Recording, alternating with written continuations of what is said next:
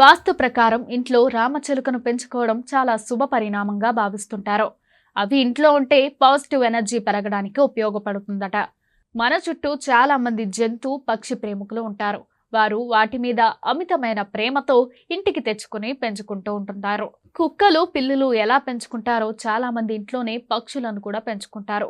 కానీ ఈ పక్షులను పెంచాలంటే అవి ఎక్కడ ఎగిరిపోతాయో అని భయంతో పంజరాల్లో పెడుతూ ఉంటారు. అసలు ఇంట్లో పక్షులను పెంచుకోవచ్చా? మిగతా పక్షుల సంగతి పక్కన పెడదాం. రామచిలుకను పెంచుకోవచ్చా?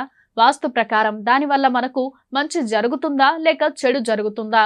జ్యోతిష్య నిపుణులు ఏమంటున్నారో ఇప్పుడు తెలుసుకుందాం. వాస్తు శాస్త్రం ప్రకారం చిలుకను ఉంచడానికి ఉత్తరం లేదా తూర్పు దిక్కు శుభప్రదంగా పరిగణిస్తారు. ఉత్తర దిశను బుధ గ్రహం దిశగా పరిగణిస్తారు.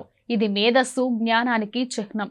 ఈ దిశలో చిలుకను ఉంచడం వల్ల పిల్లలు వారి చదువులో సహాయపడతారని, ఇంట్లో సానుకూల శక్తిని పెంచుతుందని నమ్ముతారు.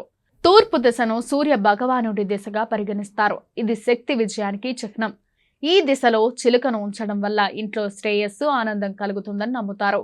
వాస్తు శాస్త్రం ప్రకారం చిలుకను ఎప్పుడూ దక్షిణం లేదా పడమర దిశలో ఉంచకూడదు. దక్షిణ దిశను యమరాజ్ దిశగా పరిగణిస్తారు. ఇది మరణం ప్రతీకలను సూచిస్తోంది. పశ్చిమ దిశను రాహుగ్రహం దిశగా పరిగణిస్తారు. ఇది అశాంతి, సమస్యలకు సూచిస్తోంది. అయితే వీలైనంత వరకు పంజరంలో ఉంచకపోవడం మంచిదే. ఒకవేళ పంజరంలో ఉన్నా అది సంతోషంగా ఉండేలా చూసుకోవాలి.